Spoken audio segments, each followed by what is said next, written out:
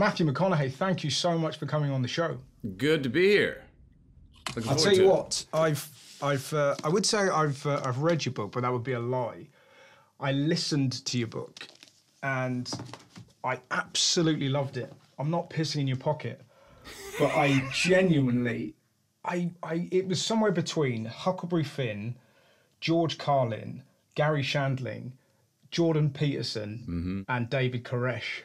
I absolutely, because it's not, I don't know what I thought it was going to be. I thought it was going to be like a kind of an actor memoir, but it's so much more. It's really great. Oh, yeah, I appreciate it. You know, this has been one of my favorite things. It's my first book, right? And to hear that it translated the way you just said to me, I'm like, not pissing in your pocket either, man. Thank you. I love to hear that. Yeah, but what was the aim behind it? Well, I mean, I've been keeping journals and diaries for 36 years. I've been daring myself to go away and see if there was something in them worthy of being in a book for 15 years. Didn't have the courage to do it. I had a ghostwriter on this for one meeting 3 years ago because I was also too scared to go write it myself, right? Well, he got pulled from the project, which was the best gift I could have been given. And as soon as that happened, my wife and I looked at each other and she was like, you know what this means? This is a sign. You got to go away and go write it yourself. So I went away thinking that, you know, hopefully I got something in here that I think is worth sharing. Now, how much is it going to be personal and how much will it be relatable? Here's what happened during the writing is the more personal I got, the more it became obvious that it was more relatable. I was not interested in a memoir. I knew I'm sitting there going, look, Matthew McConaughey, celebrity, writes a memoir. Well, great. Some people are going to buy it even if it's shit. Some people aren't going to buy it because it's a Matthew McConaughey celebrity memoir. I was like, well, I remember writing this down. Early on, day 4, I was like, the words on these pages need to be worthy of being signed by anonymous, but at the same time, be words that only I could have written. And so that was sort of the aim of, I wasn't ready, you know, you've read it, it's not a tell-all. It is a memoir in that it's a chronology of my life, but it's not there's nothing sort of nostalgic or looking back or regressive or now I'm retiring. I want to let you all know who I am and who I've been. There's nothing of that in it, you know? You're very right in the way that so much of it is personal, that we, the reader or the listener, we have our own versions of those stories. And that's what's so nice about it. You go, yeah. My dad was a bit like, I don't think anybody, though, has a story, and I would say in the universe, where they've travelled based on a wet dream. For the people that don't know, would you explain the story about the reason why you went to Africa or the Amazon? Well, I have this dream, very specific. I'm floating down the Amazon River on my back, buck naked. I'm wrapped up in anacondas and pythons, piranhas are around, freshwater sharks, alligators, crocodiles. I'm floating on my back. I look up on the cliff. There's this cliff, a really high cliff, 200 feet high, and it goes all the way to the horizon, and lined up all the way along the cliff are African tribesmen with shields and spears. And just in the dream, as I start to go, oh my gosh, this is a nightmare, it becomes just the opposite. And it was a wet dream. Now I wake up in 92 and I go, whoa, that was weird. That had all the elements of a nightmare, but it was a hell of a lot better, right? What does that mean? I forget about it. Cut to 1996, 4 years later. I have the exact same dream for the very first time since the last one 4 years later. Now I have it the second time and I go, no, wait a minute. Exact same dream, exact same outcome.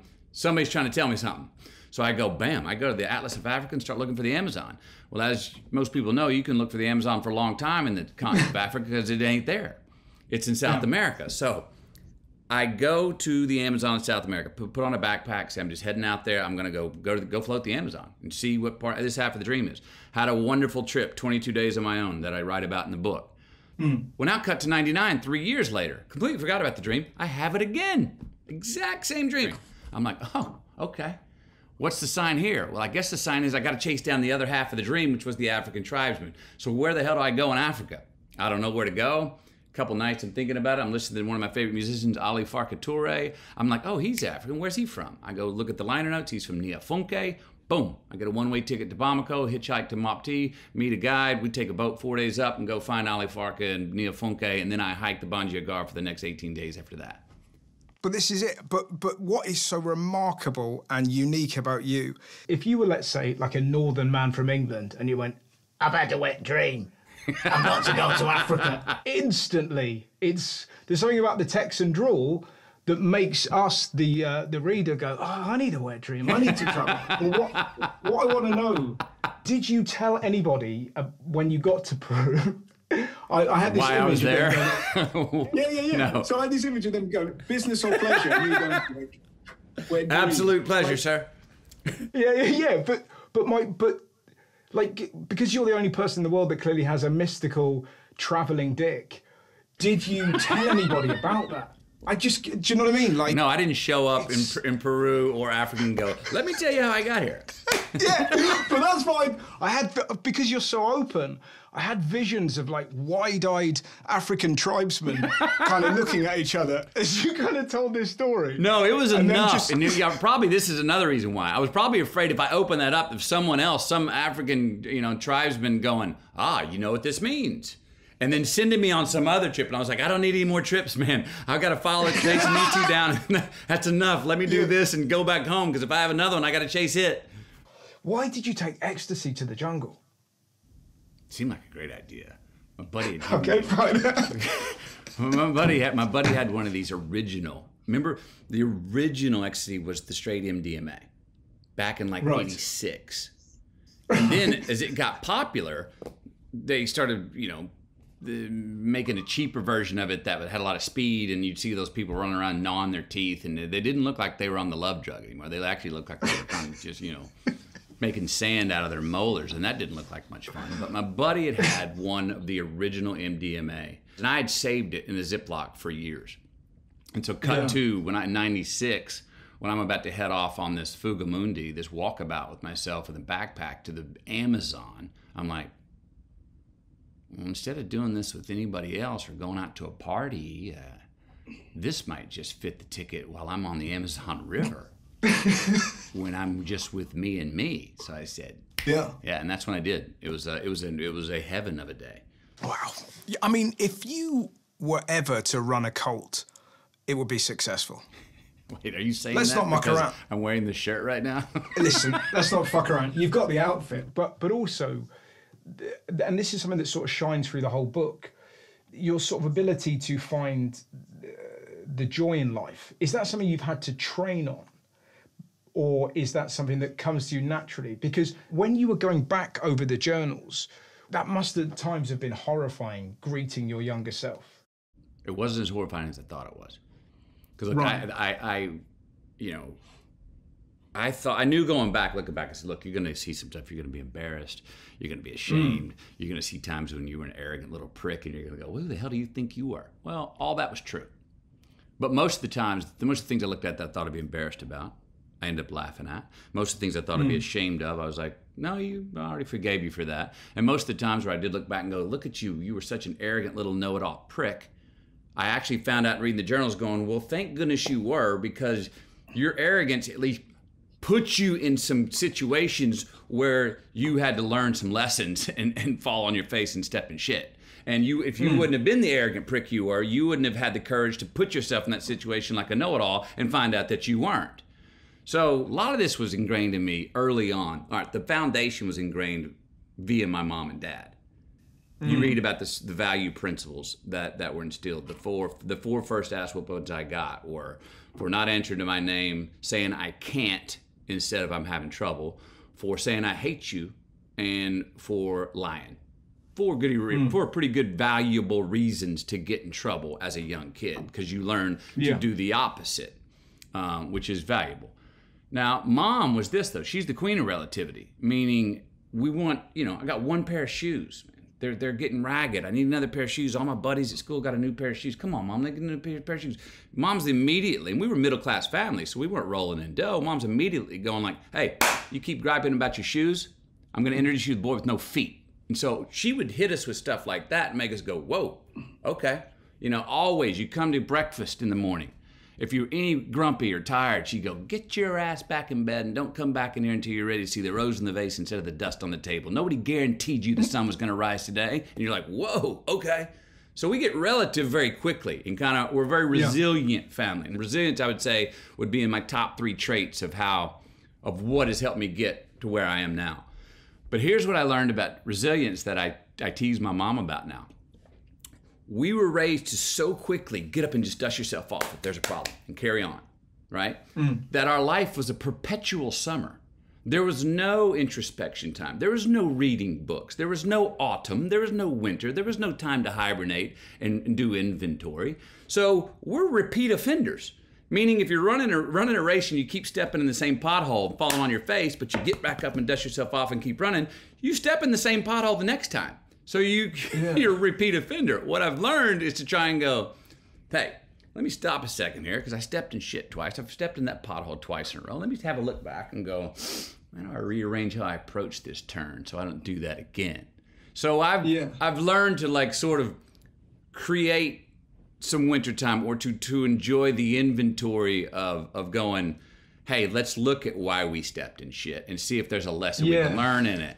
It feels like your country is going through its own inventory as well. Do you know what I mean? Like, it feels like America could really do with a sit down with itself to kind of figure out where it is. What does it feel like in the minute being in America? It looks like it's clear that Joe Biden is our president and our commander in chief. There are still people resisting that, and I understand people resisting that because they're going like, you know, we had a president before that said, hey, such and such is fake news, and sometimes we actually were receiving fake news. So people were like, well, wait, I don't know what to believe. Wait a minute, maybe this is fake news. So my hope is that we can get through this time here. If we can get through the end of the year without too many people getting too damn goofy and creating some little one-offs that are civil sort of wars, then we can stabilize. Our country's got to stabilize right now. We got to sober up. We got to sober up right now and go, okay, boy, we had a pandemic, we had an election, we're more divided than we've ever been. People are clinging on to the extremes. We have such a lack of trust in our country. No one knows who to believe. There's not a consensus in leadership and who to look up to. Now, if we don't trust each other, then we could trust in ourselves, and that leads to anarchy if you let that fire go, right? We got to rebuild our trust. And we got to, and I think to bond, and look, and the president's not going to do that for us. That's the other thing we have to remember. We can't sit there and go, they're elected, we're done. No. Yeah. We each have work to do. There's another person you really remind me of. I think you must be familiar with Dave Chappelle.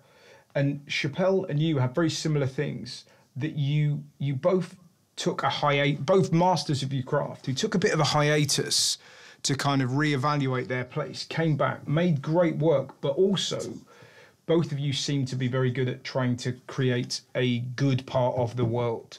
Like Chappelle in Ohio is trying to create his heaven on earth, if you like, for want of another phrase. Yeah. And similar with you, that aren't you like the minister of culture? Yeah. Of culture. Yeah. Yeah. What does that entail? I'm sort of intrigued by that. Yeah. Well, that's a position I basically assumed. You know, other countries have it, and in other countries that have a minister of culture, they oversee, you know, music, sports, youth, and tourism.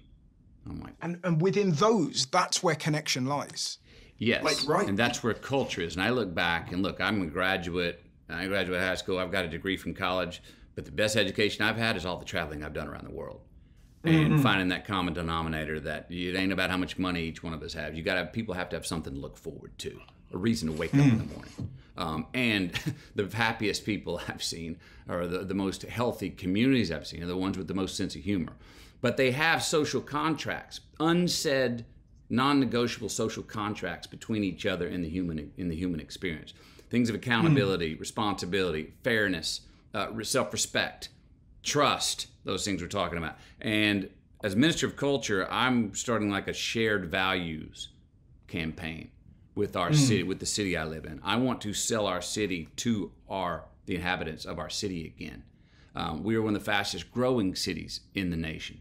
So not only do I want to sell our values and remind us that live here in Austin, Texas, why we love it here, but I also want to educate and initiate these over 200 newcomers that are moving here every day from California and New York, and say, hey, don't come here trying to turn here into why you left there.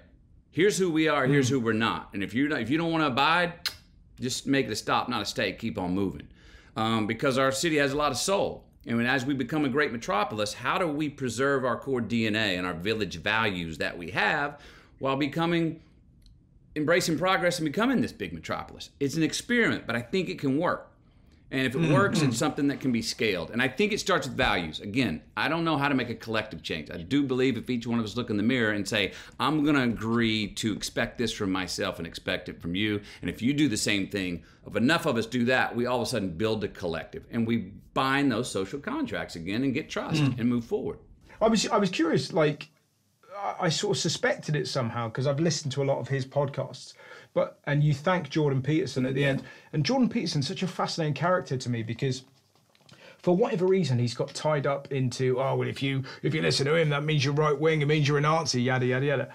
And which is obviously nonsense. I agree. But I was wondering what your relationship was with him, whether that was kind of like a personal relationship or whether it was a fan of his. I got turned on to him by a friend of mine there in London that I've worked with. And a lot of what he was saying, I was like, oh, that is a way I think and believe. And he just actually framed it and wrote it in a more applicable way for me and others. And so I began listening to him, and then I reached out to him. And I first got in touch with him and chatted with him about some things that I appreciated about his points of view, and shared with him some of my points of view. He's been politicized like everything else to the extreme. Yeah. And people don't appreciate context anymore. Yeah, right. Or they don't want to take the time for context. And, you just want a headline. Or is it that people do, but newspapers are in the business of writing newspaper articles? I'd say you're probably more right. Yeah, you're probably more right. Because you and I are going to sit here and talk for an hour. Great. We're going to jam. I can finish a thought. But if I'm going to do a 5-minute interview and I get asked that same question, or what do I think about Trump or something, I'm like, whoa, put on the brakes here. I know who I'm talking to, and I know what headline you're going to bold print and leave out all the rest of the context of what I say, and that wouldn't be fair. This is a different format, which is why this is much more fun as well. Yeah, you're completely right. But I think it must be very hard being a young person, full stop, now, to have any thought that kind of goes to any edge or any forbidden sort of transgressive area, because instant, boom, and you are no more. You are no more. That's the thing. I was thinking about this the other day. I have the line in the book about going, you have to have confrontation to have unity. And I want to surmise this. To have real confrontation, doesn't it mean that if you and I oppose on thoughts, we're going to confront each other on thoughts? Doesn't it mean that I have to at least validate and legitimize the fact that you have an opposing thought? I think it does. And if it does, then I would say in many ways we do not even have real confrontation to unify over in the world, because we are not only invalidating the others, illegitimizing them, like you said, stomp them out, erase them, persona non grata. If you think opposite than me, then you don't exist. Bullshit. That's not true. Absolute bullshit. That's not true. Because nobody is one consistent thing. Everyone is, we're a sort of a buffet of political and social ideas, aren't we? Do you know what I mean? You've got, so you're a little bit right wing on this, you're a little bit left wing on this, you're kind of centrist here. And the very idea that you have to be this all-consuming, one-size-fit-all person, it's just horseshit. But the fascinating thing is, I think that's where most people are, and yet we live in this bizarre world where the media or social media tells us that no, people are this or that or this, and it's bullshit. Well, and especially in a time like now we have a pandemic where people are looking for purpose and identity and going like, I'm in limbo, man. What do you want me to do here? People ran to the extremes to cling just to have some identity, just to go, man, I don't know. I don't even know if I agree with what this tribe's about, but I just need to be a part of a fucking tribe. Yeah. And I think some people are having some buyer's remorse. Some people now are going, I got over here and I'm hanging out with this group and I'm not really quite sure that I want to sit down and have dinner with these folks on either side, Yeah. Someone said, I said this the other day. I said, telling somebody, where do you stand politically? I said, well, look, politics is a broken business. When politics wants to find its purpose again, that I become more interested. I go, but I'm aggressively centric. And that's not, I do not see that as a place of a shade of gray compromise. I see it as I dare you to come on to the middle of the road. And somebody goes, oh, well, you know, there's nothing in the middle of the road besides yellow lines and dead armadillos. And I said, let me tell you something, man. I said, I'm in the middle of the road right now. The yellow lines are fine and the armadillos are running free. Because the two sides, the automobiles, are so far apart, they don't even have the rubber from their tires on the fucking pavement anymore. They're off in the dirt. So there's plenty of room over here. But again, you've proved my point perfectly with your charisma of accent. Like, let me tell you, do you know what I mean? If the truck's there, the fucking armadillos are running. You know, you get away with so much with that accent, man. The other thing that intrigues me, would you do a travel show? Because you'd be brilliant at it. Is that something that appeals to you? Absolutely. I'm working on this, and I haven't shared this with many people, but you write and you do stand up. Mm-hmm. That's no filter communication. Yeah. What I do as an actor, and this is part of the reason I wrote the book and why I am interested in doing stand-up or a traveling show, is as an actor I noticed, I was like, look, my raw expression goes through 4 filters before it gets to the screen. I'm doing someone else's script. I'm being directed by someone else. I'm being lensed in a camera by someone else. I'm being edited by someone else before it's put in a capsule and put in front of you to watch on screen. That's 4 filters from my original expression. Mm-hmm. A book is 1 filter. It's a written word. This is no filter, even though it's virtual and remote, but that's the goal, is like, where do you go where there's no filter? That stand-up, that traveling show. So the plan before COVID hit was I was going to take this tour on the road and tell stories each night in an hour of stand-up on the road. Fuck yeah. Fuck yeah. Let me tell you, you got the gift. You would not only would you be fantastic at it, you're going to struggle to go back to acting, because once you come to this side of the river, honestly, it's I don't know what you can't do through stand-up, and you'll become an addict. Sounds like a great thing to be addicted to. You know, sounds like the ultimate buzz. I mean, and you look at it today, you know, comedians, stand-up comedians, they're the best. The Chappelles of the world, they're the best truth tellers we have. There's, you know, people look at comedy, they look at laughter, and people laugh at crisis. And look, there's always, it's like, when is the wound too fresh to make a joke about it? That's it, and it's so unifying, because every single human being has had a moment where you've been united through laughter. Like my granddad's funeral, weirdly, the day that Trump won the first election was my granddad's funeral, so it was a heavy day. And my nan was very deaf, and she had a sore throat. And in the middle of the funeral, my nan said, "Has anyone got anything I can suck?"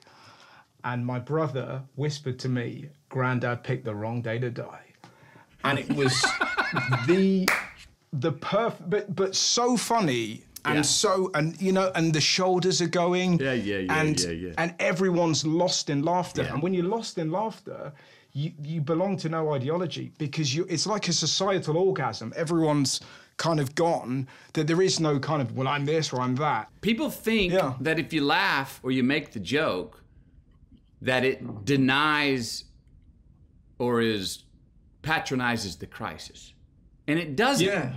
It doesn't. It actually unties the knot and allows the contradictions to become a paradox, and you can actually go through the crisis in a more healthy way, or handle the disagreement or the confrontation in a much more civil and healthy way.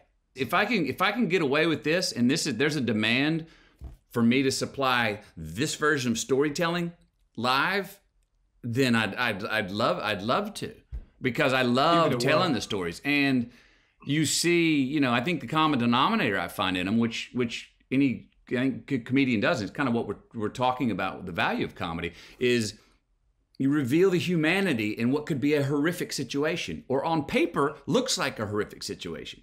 But you know, it's like I get asked all the time on this tour, why do you tell these stories about your family, the violent stories, as your love stories? And I go, you're right, I do. I don't tell the ones where it was kumbaya, and we had plenty of those. But I tell the bloody ones and the discipline where the belt was pulled, etc. I think because those are the times where you would think, as a reader, oh, this is where the love's going to be punctured. This is where it's going to be over. They're going to get a divorce. Matthew's going to be warped. He's going to need psychiatric help. He's going to leave home. He's going to go to get foster. No, none of that happened. Everyone made it out of it okay, and it was the love would never had a chance of being broken. And I think that's why I tell those as love stories.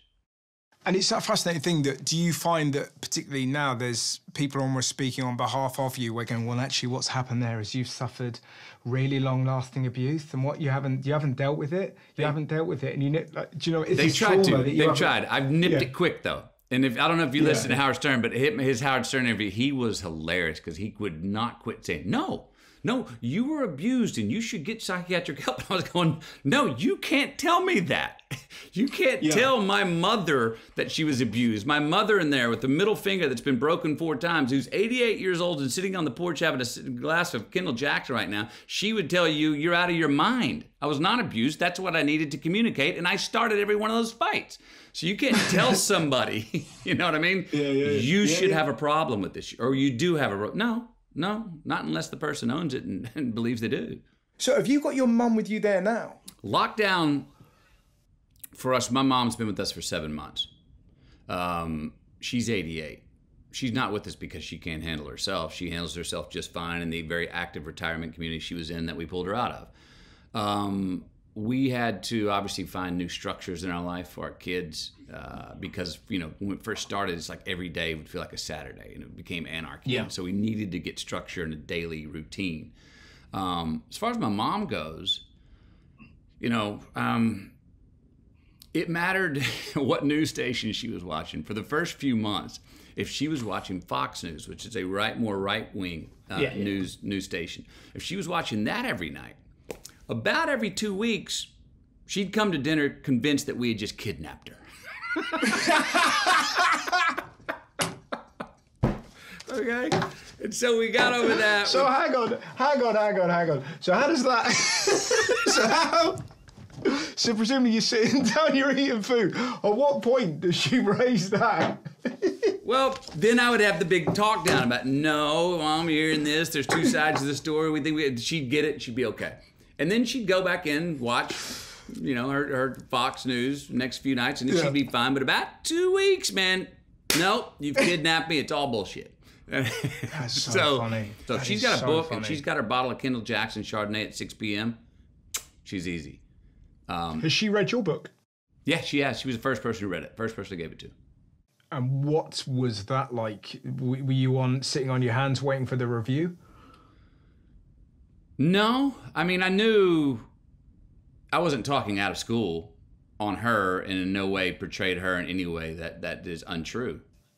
No, I meant as in, but you surely want a glowing, you know. Well, yeah, and she's pretty much, look, you know, you got those people, you know, sometimes our moms are like this. They're less impressed with what shit we do than we are. Like I wrote the book and she read it, she was like, very good. Didn't really tell me anything I didn't already know, but really good, really proud of you. And that was kind of it. That was kind of it. There was no, wow, I can't believe you did this. I'm so proud of you. There was no gushing. She was like, yeah. You know, people say your son wrote a book and, you know, then it becomes a #1 bestseller. And she's like, yeah, ought to be. That's kind of her indifference is kind of right there. That's really funny. I don't know. That's very interesting. I in my mind's eye, I had it down as like that was Matthew. I just loved it. I thought it was incredible. Every single... Like my mum's like that. When my mum's come to gigs with me, she'll kind of get on stage at like sort of Wembley Arena and she'll do the sound check. Okay. And just adores it. Just that 1 2 1 2. Here we go. And just kind of. So I find it surprising that I would have thought she would have been like, wow, this is great. All those mentions of me. Well, she liked being one of the great stars of the show, one of the great characters in the book. But I'll also say this. Remember in the book I talk about there was an 8-year hiatus where her and I had a rough relationship because when I got famous, she wanted my fame more than I did. Now look, she unconditionally loves me and is my mom. But even in reading this book, you know, she could only compliment my book for about 28 seconds in a row before she brought up, like when I wrote my book, Matthew, called I Amaze Myself. Yeah, so You joke. Is it really called I Amaze Myself? called I Amaze Myself. Guess what the title of chapter 26 is? Guess what the title of her chapter 26 is? The day my magic vagina produced Matthew. Close, but even better. Chapter 26, title. Some people deserve to be pissed on. Wow. That is the Ron seal of chapters. You really know what you're getting into there, don't you? Oh yeah, so she's a wild buckaroo. She's proud of me and proud of the book, and but she's not. It's so much better. But this is what I mean. That's what makes the book so interesting. I don't want to read about normal mums and kind of conformist uncles, because maybe it's because my family, like your family, are madder than mine, and I commend you for that.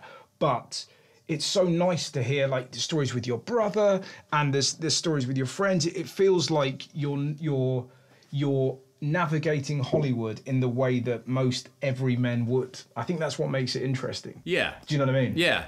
And I mean, it's always that whenever we succeed, you go like, people like to go, oh, that was then, this is now. Oh, you've become. Yeah, we've all become, but how much are we now because of who we were? You know what I mean? And they go part and parcel. I write about this in the book. There's many places I just got good fortune fell in my lap and I took advantage of it and was right place, right time. But there's a whole lot of places where I was very intentional and always have been intentional. It's kind of like when people talk about my career, they talk about, oh, back you were a rom-com guy, but now you're a serious actor. I was like, well, I was the same. I worked just as hard on those rom-com scripts, I promise you. I just wasn't able to do anything else, and finally have been able to, and went into dramas. But I just have never seen I'm not a fan of demarcations of, oh, that was then, this is now. Lovely stuff. I tell you what, I absolutely love that. Thank you so much, mate. That was a Russell, really great enjoyed chat. that too, man. Look forward to doing it again. Yeah. And totally. Thanks for sharing how the book landed on you, man. And I like your POV, and let's keep talking truth and comedy. It would be remiss of me not to ask you to end the show by saying "all right" 3 times. The first 3 words I ever said on film in the summer of '92, when I thought this acting job might just be a one-off hobby. But turned out to be a 28-year career now. And those first 3 words were 3 affirmations of the 3 things my character Wooderson did have, which was his car, weed, and rock and roll. All right, all right, all right. Perfect. Ladies and gentlemen, the wonderful Matthew McConaughey. Thank you, mate. That was absolutely terrific. Thank you. Enjoyed it.